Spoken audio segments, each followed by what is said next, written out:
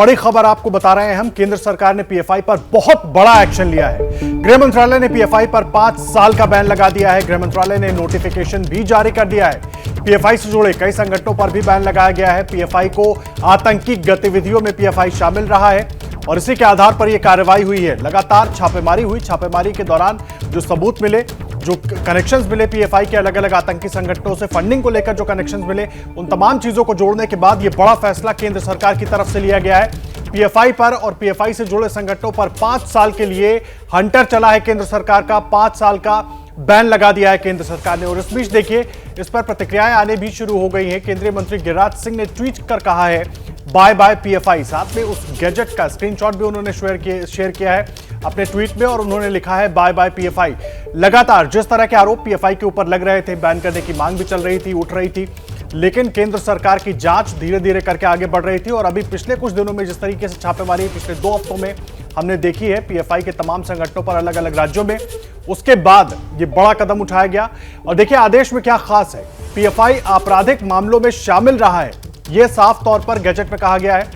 देश की सुरक्षा के लिए पीएफआई खतरा बन गया है, यह बात भी गैजेट में मेंशन की गई है। और पीएफआई के कैडर विध्वंसक कामों में लगे रहे हैं, मतलब देश को तोड़ने के, देश में माहौल खराब करने के कामों में लगे रहे हैं। एक प्रोफेसर तक का हाथ काटने में पीएफआई शामिल है। तमाम लोगों के नाम गिनाए गए हैं और उसमें यह प्रमुख रूप से रखा गया है दूसरे धर्मों के लोगों की हत्या में पीएफआई शामिल है। यह भी एक बड़ा कारण बना पीएफआई पर बैन का। आतंकी संगठनों से भी पीएफआई का संबंध है, जो बात बार बार उठती रही है। केंद्रीय जांच एजेंसियों की जांच में भी यह बात निकल कर आई है। पीएफआई के कुछ सदस्य आईएसआईएस में भी शामिल हुए हैं। इसको लेकर बार बार पीएफआई सवालों के घेरे में आता रहा है।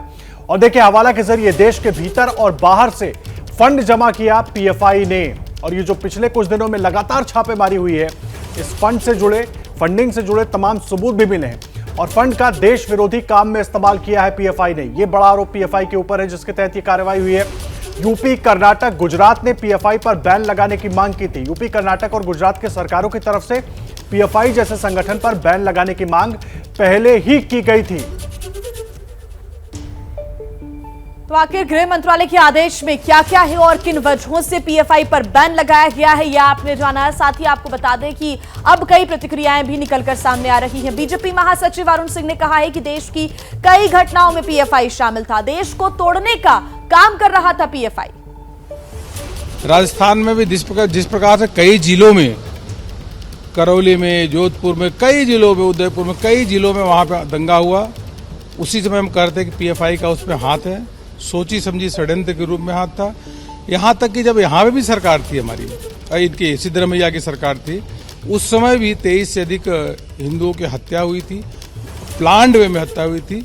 ये जरूरी है कि देश को एक रखने के लिए, अखंड रखने के लिए इस पे बैन होना चाहिए। तो 5 साल का प्रतिबंध पीएफआई पर लगा दिया गया है। लगातार एबीपी न्यूज आप तक ये जानकारी पहुंचा रहा था किस तरह से पीएफआई का काउंटडाउन शुरू हो गया है। और सबसे पहले ये फैसला जैसे ही आया, हमने आप तक इसकी जानकारी पहुंचाई और पीएफआई पर यह बैन 5 साल के लिए लगाया गया है। सबूतों के आधार पर जो सबूत ये कह रहे थे कि किस तरीके से पीएफआई देश को कमजोर करने का काम कर रहा है। जो आदेश जारी किया गया, जो गैजेट जारी किया गया, उसमें एक एक गुनाह पीएफआई के तमाम सदस्यों का गिनाया गया है। बताया गया है कि किस तरीके से पीएफआई देश विरोधी गतिविधियों में शामिल रहा था। उसके कई मेंबर्स ऐसे थे जो आईएसआई से भी जुड़े हुए थे और साथ ही एक खास समुदाय के लोगों को भड़काने का काम कर रहा था पीएफआई और एक धर्म के खिलाफ लोगों को उकसाने का काम लगातार पीएफआई कर रहा था। देश विरोधी गतिविधियों में लगा हुआ था। देश के खिलाफ युद्ध जैसा माहौल बनाने में भी पीएफआई लगा हुआ था। और अब तमाम एक एक करके प्रतिक्रियाएं भी सामने आ रही हैं। दुश्मन मुल्क के कहने पर हमारे देश के नौजवानों को गुमराह करके उनको आतंकवाद में झोंके, खुलेआम भारत की भूमि पर पाकिस्तान जिंदाबाद के नारे दे, तो ऐसे संगठन पर जरूर प्रतिबंध लगेगा। अब यह बदला हुआ नया भारत है, यह कांग्रेस दल के कार्यकाल का पुराना भारत नहीं है। यह आदरणीय प्रधानमंत्री मोदी जी के नेतृत्व में बदला हुआ नया भारत है। इस नए भारत के मुल्क में किसी भी देशद्रोही गतिविधियों को बढ़ावा कतई नहीं मिल सकता। उन पर प्रतिबंध जरूर लगेगा। जो सरकार का ये जो प्रतिबंध लगाने का फैसला है, यह फैसला ये सुनिश्चित करता है कि इस भारत के भूमि पर आतंकवाद को हम पनपने नहीं देंगे। बीजेपी नेता किस तरीके से उनकी प्रतिक्रिया आ रही थी, क्या कुछ उनका कहना था, वो हमने आपको सुनवाया। विकास भदौरिया मेरे सहयोगी लगातार जुड़े हुए हैं। सुबह सबसे पहले विकास भदौरिया ने आप तक ये खबर पहुंचाई। विकास, बहुत अहम खबर, क्योंकि लगातार नजर पीएफआई की जो एक्टिविटीज है उस पर लगी हुई थी, सवाल उठ रहे थे, लेकिन वक्त काफी लग गया इसमें। ये देखिए, सरकार इस बार खूब काम करना चाहती थी। देखिए, बाकायदा इसके पीछे तैयारी की गई। आपको अगर मैं सिलसिलेवार तरीके से बताऊं, 29 अगस्त को पहली बैठक हुई थी गृह मंत्री अमित शाह ने ये बैठक, और इस बैठक में एनएस से अजित डोभाल उसमें मौजूद थे, आईबी और रॉ के डायरेक्टर भी बैठक में मौजूद थे। पहली बार फुलवारी शरीफ के एक मॉड्यूल को वक्त किया था, और एनआईए ने जब यहाँ से पकड़े गए आतंकियों से पूछताछ की थी तो चौंकाने वाले तथ्य सामने आए थे।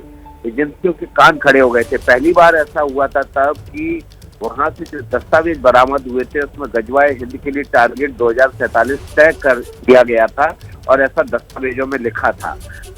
इसके बाद ये पहला मौका था जब किसी कट्टरपंथी संगठन के दस्तावेज में भारत को मुस्लिम राष्ट्र बनाने के लिए लक्ष्य और वर्ष जो है निर्धारित कर दिया गया था। इसके अलावा यहाँ से जो दस्तावेज मिले उसमें ये भी बात कही गई थी कि अगर देश में भारत में अगर उसको युद्ध जैसे हालात पैदा करते हैं तो इसके लिए उसको दूसरे देशों, टर्की, पाकिस्तान और अन्य मुस्लिम देशों से मदद भी लेनी है, और इसके लिए बाकायदा किसके जरिए मदद लेनी है ये भी उसमें लिखा हुआ था। यहाँ से एजेंसियों को लगा कि अब वक्त आ चुका है कि अब फाइनल असल्ट करने की जरूरत है पीएफआई पर, क्योंकि ये अब देश के खिलाफ युद्ध छेड़ने जैसे देश के जो ताने बाने उसको नष्ट करने की और बढ़ चला है। और इसके बाद गृह मंत्री अमित शाह के सामने जब ये रिपोर्ट रखी गई तो उन्होंने पीएफआई के खिलाफ साझा ऑपरेशन चलाने के लिए एनआईए को नोडल एजेंसी बनाया।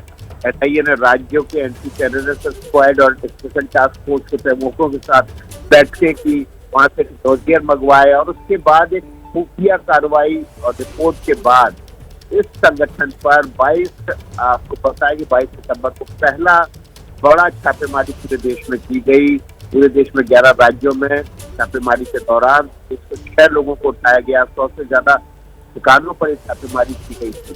और जब दूसरी छापेमारी की गई कल 27 तारीख को, तब ये तय हो गया था कि अब पीएफआई का बैन होगा, क्योंकि पूछताछ के दौरान जो तथ्य इसके नेताओं से मिले थे, जो फैक्ट सामने आए थे सुरक्षा एजेंसियों के सामने, उसमें से एक चौंकाने वाला तथ्य ये भी था कि पीएफआई ने अपनी एक खुफिया विंग तैयार कर ली थी, अपना एक खुफिया तंत्र तैयार कर लिया था जो हर जिले में काम कर रहा था।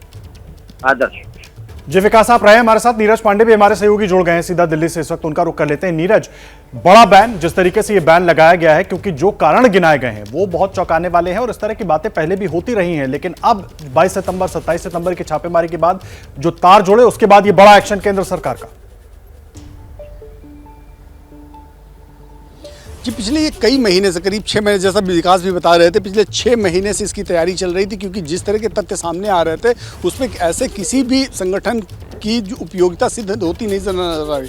मैं आपको बता दूं कि नवंबर 2021 में जिस संजीत की हत्या की गई थी केरल में, और उसके बाद सीरीज हत्याएं हुई, और लास्ट ईयर मतलब इसी साल मार्च में भी एक हत्या हुई। उसके बाद हम लोग खुद केरल गए थे, और केरल जाने के बाद जो हम लोगों ने ग्राउंड रिपोर्ट की, ग्राउंड रिपोर्ट में भी ये पता चला था कि पीएफआई कहीं ना कहीं अंतर्राष्ट्रीय संगठनों के साथ जुड़ी हुई है, और गृह मंत्रालय को ऐसी रिपोर्ट भी मिल रही थी। हाल ही में जो छापे पड़े, और छापे पड़ने के बाद लगातार पीएफआई के दफ्तरों से जो पेपर्स मिले, कागजात मिले, उसमें साफ तौर पे ये देखा गया कि सीरिया और इराक के कई आतंकवादी संगठन हैं जिनके संपर्क में हमारे देश की ये संस्था पीएफआई और उसके जो अन्य जो संगठन हैं, चाहे वो एसडीएफआई हो या दूसरे संगठन हो, इनका वीमेंस फ्रंट है, इनका यूथ फ्रंट है, वो सारे के सारे कहीं ना कहीं सीरिया और इराक के जो टेरर नेटवर्क है उनके साथ संपर्क में थे।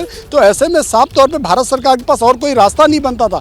खुद गृह मंत्री अमित शाह इस पूरे मामले को मॉनिटर कर रहे थे, और गृह मंत्रालय के अधिकारियों ने जब रिपोर्ट उनके सामने रखी तो उन्होंने एक्शन लेते समय नहीं लगाया। उन्होंने तत्काल निर्देश दिया कि इस पर तुरंत बैन लगाया जाए, और सिर्फ बैन ही नहीं लगाया, आपने कल देखा वो 247 लोगों को देश के अलग अलग हिस्सों से गिरफ्तार किया गया और ये गिरफ्तारियां भी रुकने वाली नहीं है। अभी जो हमारी जानकारी है उसके अनुसार गृह मंत्रालय पूरे मामले में नजर बनाए रहा, एनआईए और ईडी अभी और छापेमारी करने वाली हैं। अभी कुछ और लोगों को उठाया जाएगा। जैसे ही घड़ी का काटा दोपहर 2:30 पे आए, बबीता जी का दिल सास बहू साजिश के लिए मचल जाए। और ये है इनकी बहू, पूरे दिन ऑफिस की टेंशन हो जाए गॉन जब ये करें अपना फेवरेट शो फ्री टाइम पे ऑन। इनकी तरह आप भी देखिए अपना फेवरेट शो अपने टाइम पर और डाउनलोड कीजिए एबीपी लाइव ऐप अपने स्मार्ट टीवी पर।